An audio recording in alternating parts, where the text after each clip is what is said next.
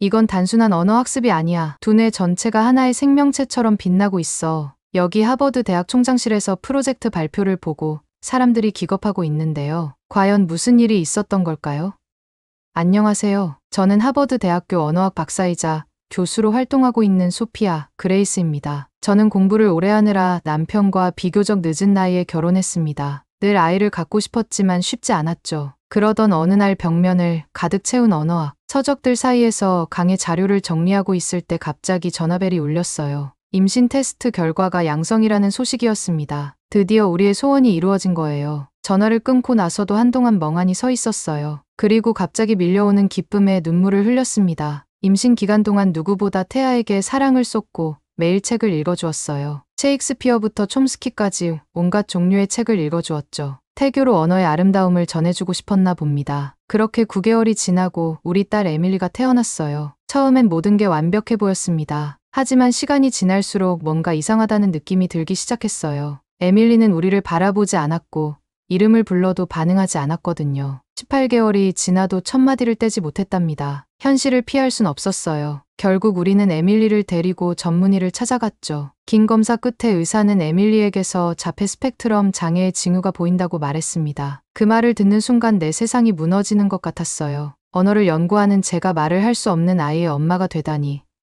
이게 무슨 운명의 장난일까 생각했죠. 저는 여전히 매일 밤 에밀리에게 책을 읽어주었지만 그 아이의 눈빛은 늘 먼 곳을 향해 있었습니다. 제 목소리가 그 아이에게 닿지 않는 것만 같아 가슴이 아팠어요. 우리의 힘겨운 싸움이 시작되었습니다. 온갖 치료법을 시도해봤어요. 언어 치료, 행동 치료, 음악 치료, 미술 치료까지 하지만 큰 변화는 없었죠. 에밀리는 여전히 자기만의 세계에 갇혀 있었습니다. 모든 희망이 사라진 것만 같았죠. 그러던 어느 날 마치 운명의 장난처럼 연구실에서 한 동료를 만나게 되었어요. 김지훈 박사라는 한국계 미국인이었는데 그의 등장이 우리 가족의 인생을 바꿔놓게 될 줄은 그때는 몰랐답니다. 김 박사는 제 고민을 눈치챘는지 따뜻한 미소로 다가왔어요. 그의 부드러운 말투에 저도 모르게 마음의 문을 열게 되었죠. 그는 자신의 집에 놀러 오라며 저를 초대했습니다. 김 박사에게는 소연이라는 딸이 있었는데 에밀리와 비슷한 나이였거든요. 처음에는 망설였답니다. 에밀리가 다른 아이와 어울리는 걸 본 적이 없었으니까요. 하지만 새로운 시도를 해봐야 한다는 생각에 용기를 내어 초대를 받아들였어요. 그 결정이 우리 가족에게 얼마나 큰 변화를 가져올지 그때는 상상조차 하지 못했죠. 김 박사의 집을 방문한 날 예상치 못한 일이 벌어졌어요. 처음에 에밀리는 여느 때와 다름없이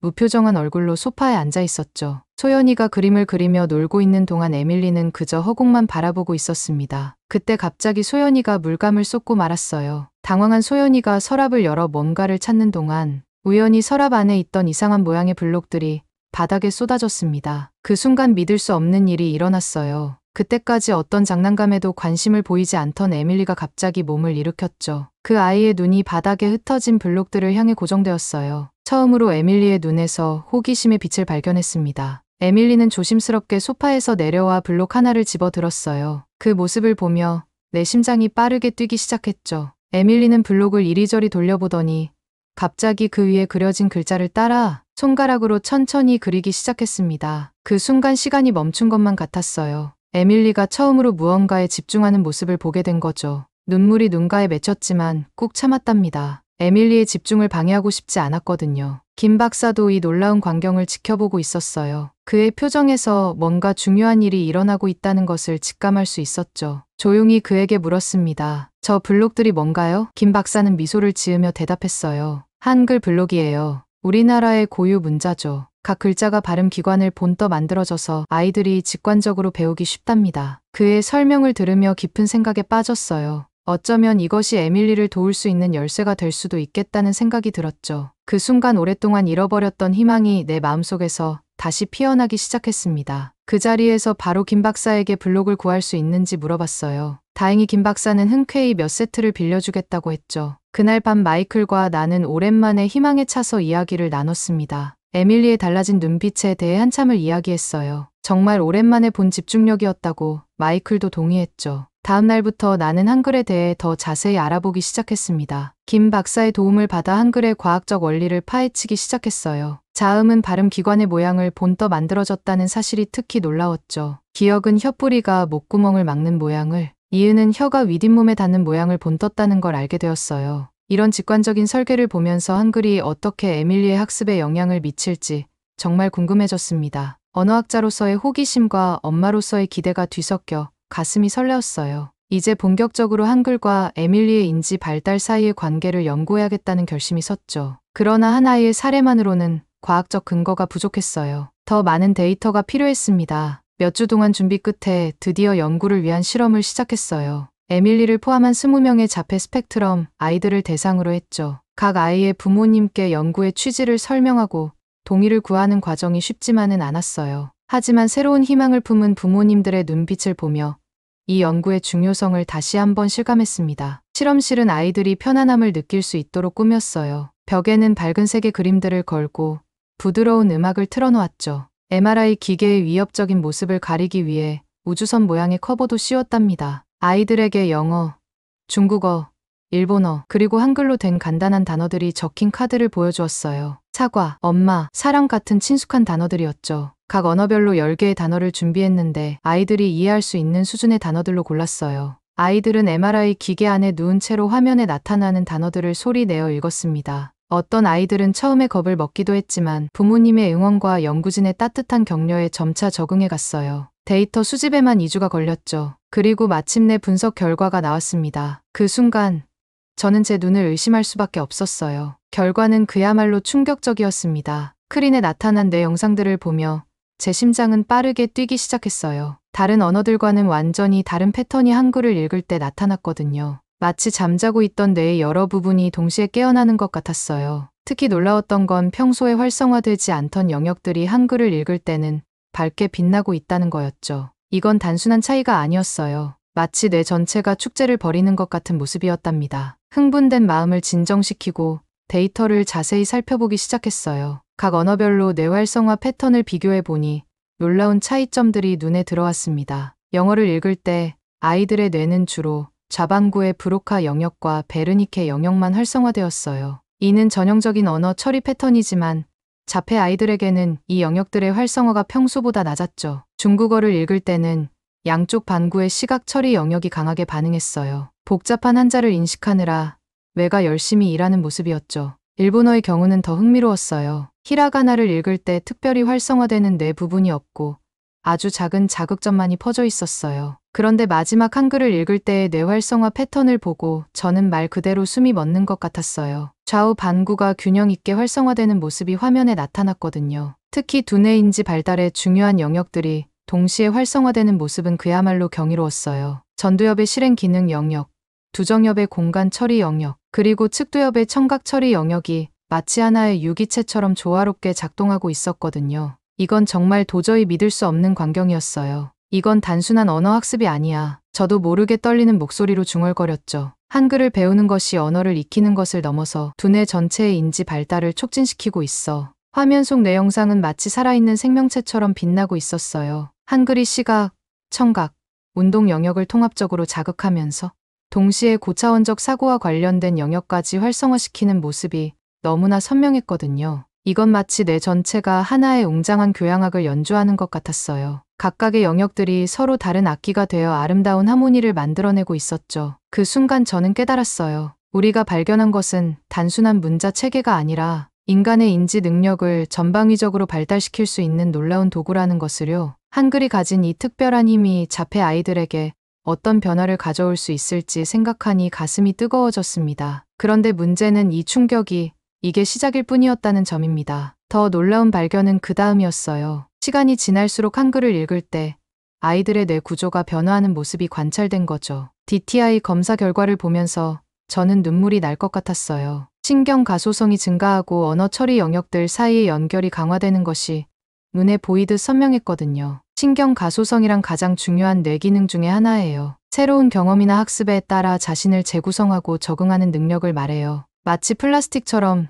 뇌가 유연하게 변화하는 거죠. 화면 속 영상은 마치 뇌 속에 새로운 길이 만들어지는 것 같았어요. 기존에 단절되어 있던 영역들 사이에 다리가 놓이고 희미하던 신경 연결이 굵고 선명한 고속도로로 변하는 모습이었죠. 이런 변화는 자폐 아이들에게 특히 의미가 커요. 보통 자폐증은 뇌의 여러 영역 사이의 연결이 약하다고 알려져 있거든요. 그런데 한글 학습이 이 연결을 강화시키고 있다니 이건 그야말로 혁명적인 발견이었어요. 이건 마치 뇌에 새로운 지도를 그리는 것 같아요.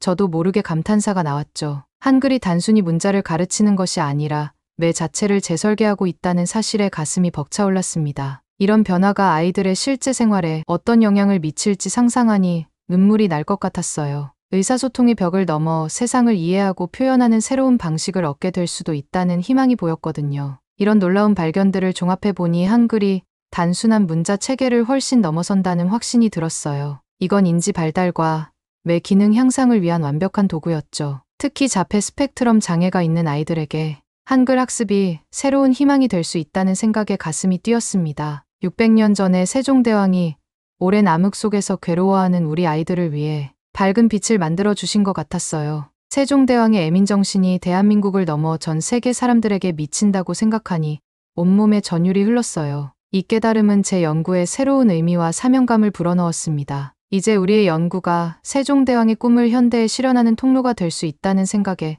전율이 멈추질 않았어요. 한글 연구를 계속하면서 점점 더 깊이 파고들게 되었어요. 고문서들을 뒤적이고 옛 문헌들을 살펴보는 과정에서 흥미로운 점을 발견하게 되었죠. 현대 한글과 세종대왕 시대의 훈민정음 사이에 미묘하지만 분명한 차이가 있다는 거였어요. 처음에는 그저 시대의 변화에 따른 자연스러운 진화라고 생각했어요. 하지만 연구를 거듭할수록 뭔가 더 중요한 것이 빠져 있다는 느낌을 지울 수 없었죠. 마치 아름다운 교향곡에서 몇 개의 음표가 사라진 것 같은 그런 묘한 불완전함이 느껴졌어요. 이 의문을 혼자 해결하기는 어려울 것 같았어요. 한국어와 한글의 역사에 대해 더 깊이 있는 지식이 필요했죠. 자연스럽게 김 박사가 떠올랐어요. 저는 김 박사의 연구실 문을 두드렸습니다. 그의 연구실은 언제나처럼 한글 관련 서적과 자료들로 가득했죠. 제 질문을 듣자 김 박사의 눈빛이 변했어요. 그는 잠시 망설이더니 오래된 책 한 권을 꺼내 보여주었습니다. 소피아, 당신이 찾는 게 바로 이것일 거예요. 김 박사가 말했어요. 책을 펼치자 낯선 모양의 한글 글자들이 나타났죠.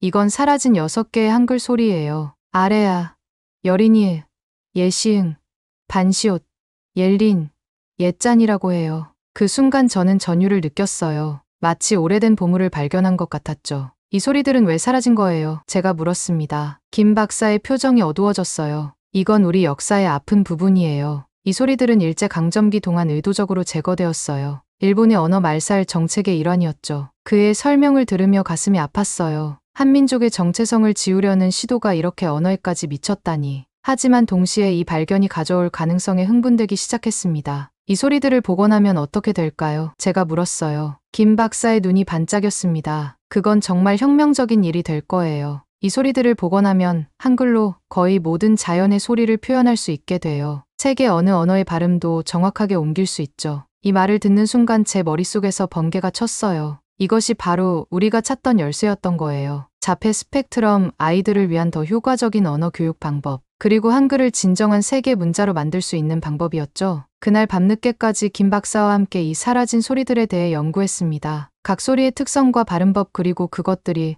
어떻게 다른 소리들과 조화를 이루는지 배웠죠. 마치 오래전 잃어버린 가족을 다시 만난 것 같은 기분이었습니다. 다음 날 연구실로 돌아와 에밀리와 다른 아이들에게 이 새로운 소리들을 소개했어요. 놀랍게도 아이들은 이 소리들을 굉장히 흥미롭게 받아들였죠. 특히 아래하는 아이들이 쉽게 따라할 수 있었고 이 소리를 통해 다른 모음들과의 차이를 더 잘 인식하는 것 같았어요. 며칠 동안 이 소리들을 활용한 새로운 학습 방법을 개발했어요. 예를 들어 여린이을 이용해 숨소리나 바람 소리를 표현하게 하니 아이들이 소리와 글자 사이의 연결을 더 직관적으로 이해하는 것 같았죠. 반시엘은 새의 지저귐 같은 섬세한 소리를 표현하는 데 사용했고 이를 통해 아이들의 청각적 인지 능력이 향상되는 것을 관찰할 수 있었습니다. 그러나 가장 놀라운 변화는 에밀리에게서 나타났습니다. 이전에는 특정 소리를 구별하는 데 어려움을 겪었는데 이 새로운 소리들을 배우면서 그녀의 청각적 구별 능력이 눈에 띄게 향상되었어요. 심지어 그녀가 처음으로 완전한 문장을 말했을 때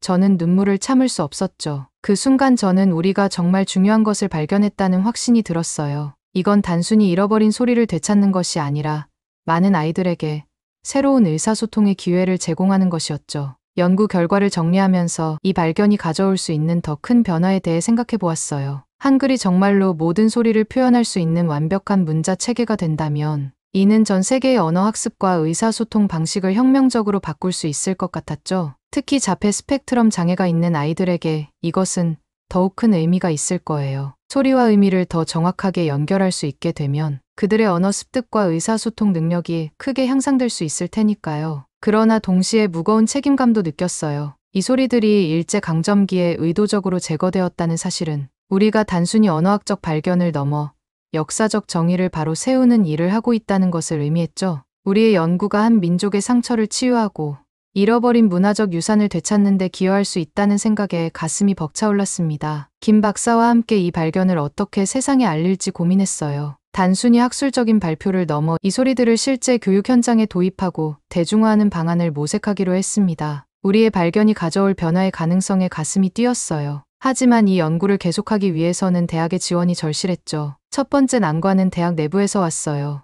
연구 제안서를 제출했을 때 대부분의 교수들은 회의적인 반응을 보였죠. 학과 회의실에서 제안서 발표를 마쳤을 때 주변의 차가운 시선이 피부에 와닿는 것 같았어요. 언어학과 주임 교수가 먼저 입을 열었어요. 이 연구는 너무 비현실적입니다. 한글을 세계 공용어로 만든다는 것 자체가 말이 안 되는 소리예요. 그의 말에 다른 교수들도 동조하기 시작했죠. 재정 담당 교수는 예산 문제를 지적했어요. 이런 대규모 프로젝트에 우리 대학의 한정된 자원을 쓸 수는 없습니다. 이건 명백한 예산 낭비예요. 심지어 평소 제 연구를 지지해주던 멘토 교수님마저 고개를 저으셨어요. 소피아, 당신의 열정은 이해합니다. 하지만 이 연구의 학문적 가치가 의심돼요. 우리는 객관적이고 검증 가능한 결과를 내야 합니다. 가장 충격적이었던 건 인류학과 교수의 발언이었어요. 이 프로젝트는 위험한 민족주의적 발상입니다. 우리는 글로벌 시대에 살고 있어요. 특정 문화의 우수성을 주장하는 것은 시대착오적이에요. 회의실을 나설 때 다리가 후들거렸어요. 복도를 걸어가는 내내 동료들의 수군거림이 들리는 것 같았죠. 연구실에 도착해서야 눈물이 터져 나왔어요. 밤새 울면서 모든 것을 포기하고 싶다는 생각이 들었습니다. 여러 해 동안 쌓아온 연구가 한순간에 무너진 것 같았거든요. 김 박사가 위로의 말을 건넸지만 귀에 들어오지 않았어요. 하지만 새벽녘 문득 에밀리의 얼굴이 떠올랐습니다. 한글을 배우기 시작하면서 처음으로 밝게 웃던 그 순간, 생애 처음으로 엄마라고 말했을 때의 그 기쁨 가득한 눈빛, 그 모습을 떠올리자 다시 힘이 생기기 시작했어요. 에밀리뿐만 아니라 전 세계의 수많은 아이들, 의사소통에 어려움을 겪는 모든 이들의 얼굴이 떠올랐습니다. 그들에게 새로운 희망을 줄 수 있다는 생각에 가슴이 뛰었죠. 다음 날 아침 김 박사와 마주 앉아 진지하게 이야기를 나눴어요. 우리의 연구가 가진 가치 그리고 그것을 어떻게 다른 이들에게 전달할 수 있을지에 대해 오랫동안 토론했습니다. 결국 우리는 총장님을 직접 만나 설득하기로 했어요. 대학 내 다른 교수들의 지지를 얻기 전에 최고 결정권자의 이해와 지원이 필요하다고 판단했거든요. 총장실 앞에 서서 심호흡을 했어요. 이번이 마지막 기회라는 걸 알았죠. 모든 열정과 확신을 담아 우리의 비전을 전달해야 했어요. 문을 두드리는 순간 이 프로젝트가 단순한 연구가 아니라 세상을 변화시킬 수 있는 혁명적인 시도라는 믿음이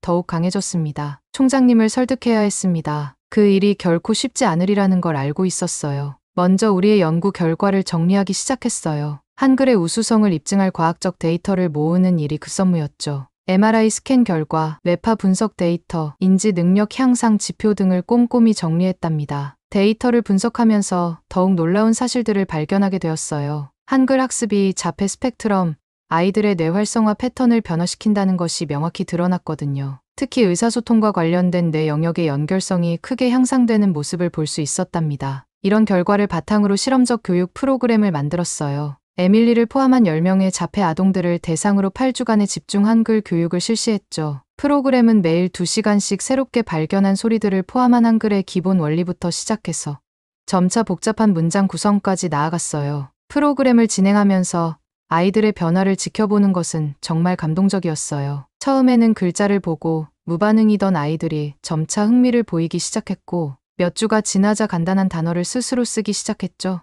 에밀리의 경우 프로그램 종료 시점에는 짧은 문장으로 자신의 감정을 표현할 수 있게 되었답니다. 부모님들의 반응은 더 뜨거웠습니다. 한 어머니는 눈물을 글썽이며 제 손을 잡더라고요. 처음으로 아이와 대화를 나눌 수 있게 되었다고 하시면서요. 그 순간 저도 눈물을 참을 수 없었답니다. 시험 결과를 정리하고 나니 이제 총장님을 설득할 차례였어요. 발표 자료를 만들면서 밤을 새우기를 여러 번 드디어 완벽한 프레젠테이션이 완성되었죠. 과학적 데이터, 아이들의 변화를 담은 영상, 부모님들의 인터뷰까지 모든 것을 담았어요. 발표 전날 밤 긴장감에 잠을 이루지 못했어요. 머릿속으로 발표 내용을 계속 되새기며 이리저리 뒤척였죠. 문득 에밀리의 얼굴이 떠올랐어요. 그 아이의 변화된 모습, 밝아진 눈빛, 처음으로 엄마, 사랑해요라고 말했을 때의 그 순간, 그 기억이 제게 용기를 주었답니다. 다음 날 아침, 깊은 숨을 들이쉬며 총장실 앞에 섰어요. 김 박사가 옆에서 힘을 실어주었습니다. 문을 열고 들어가자 총장님과 여러 교수님들이 모여 계셨어요. 긴장된 마음을 진정시키며 발표를 시작했습니다. 존경하는 총장님, 그리고 여러 교수님들.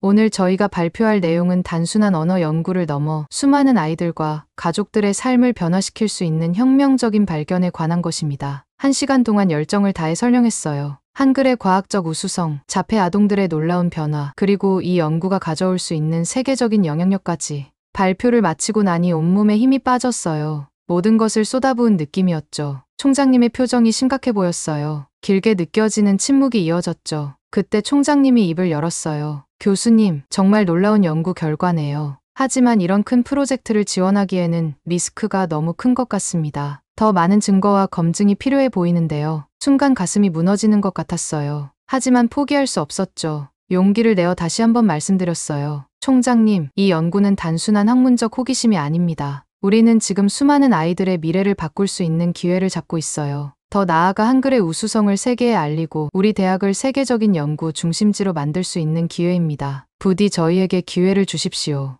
열정적인 호소에 총장님의 표정이 조금씩 변하기 시작했어요. 다른 교수님들도 흥미로운 표정으로 서로 속삭이기 시작했죠. 긴 침묵이 이어지다 총장님이 입을 열어 프로젝트의 이름을 물으셨어요. 순간 당황했어요. 앞불사, 연구의 모든 측면을 아우르는 이름을 생각해두지 않았던 거예요. 머릿속이 하얘졌죠. 그때 에밀리의 얼굴이 떠올랐습니다. 그리고 이어서 우리가 돕고자 하는 모든 아이들, 전 세계 사람들이 떠올랐죠. 그리고 문득 깨달았습니다. 우리의 목표는 단순히 한글을 가르치는 게 아니라 세종대왕의 꿈을 현대에 실현하는 거였어요. 모든 이가 쉽게 배우고 자신을 표현할 수 있게 하는 것. 그래, 바로 그거예요. 저는 떨리는 목소리로 대답했어요. 세종누리 프로젝트입니다. 총장님의 눈썹이 살짝 올라갔어요. 세종누리라, 흥미로운 이름이네요. 무슨 의미인가요?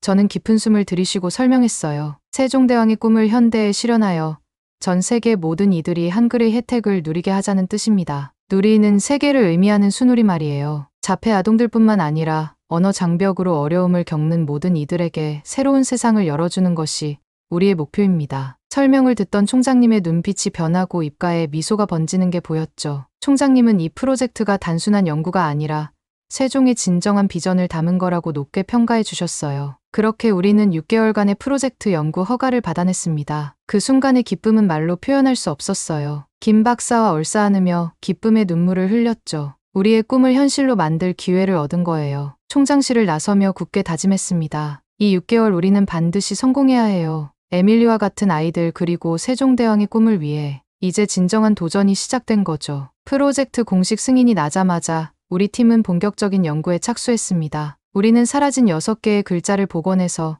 현대 한글에 어떻게 통합할지 고민했어요. 가장 먼저 눈에 띄는 효과는 외국어 발음의 정확한 표기였어요. 예를 들어 영어의 th 발음을 여리니우스로 표현할 수 있게 되어 한국인의 영어 발음 향상에 큰 도움이 되었죠. 또한 아래아의 복원으로 한국어의 미묘한 음가 차이를 더 정확히 표현할 수 있게 되었어요. 이는 한국어를 배우는 외국인들에게 특히 유용했죠. 그들은 이제 더 정확한 발음으로 한국어를 구사할 수 있게 되었습니다. 놀랍게도 이 복원된 글자들이 자폐 스펙트럼 장애가 있는 아이들의 언어 습득에도 긍정적인 영향을 미쳤습니다. 예시음과 반시옷의 조합이 특히 효과적이었는데 이 소리들이 아이들의 청각적 주의력을 향상하는 것으로 나타났죠. 전 세계적으로도 이 프로젝트의 영향력이 확대되기 시작했습니다. 언어학자들은 한글의 과학성에 주목하기 시작했고 여러 나라에서 자국어 표기에 한글 원리를 적용하려는 시도가 나타났죠. 특히 문자가 없는 소수 민족들에게 한글 기반의 문자 체계를 제공하는 프로젝트가 시작되었어요. 이 모든 과정에서 세종대왕의 애민정신을 항상 되새겼어요. 세종대왕께서 모든 백성이 쉽게 글을 배우고 사용할 수 있기를 바라셨듯이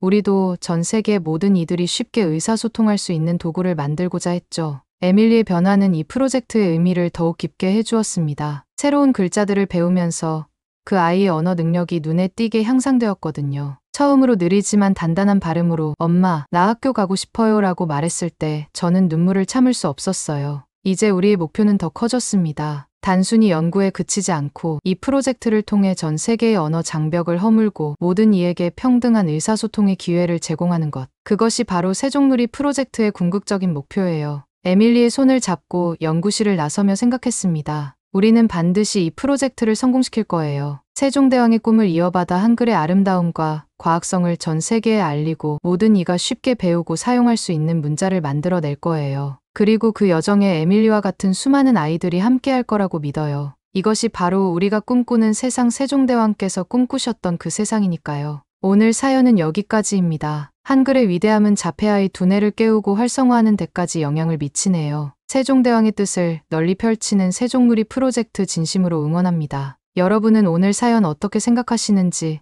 댓글 많이 달아주세요. 저는 더 좋은 사연으로 돌아오겠습니다. 감동 도서관이었습니다. 감사합니다.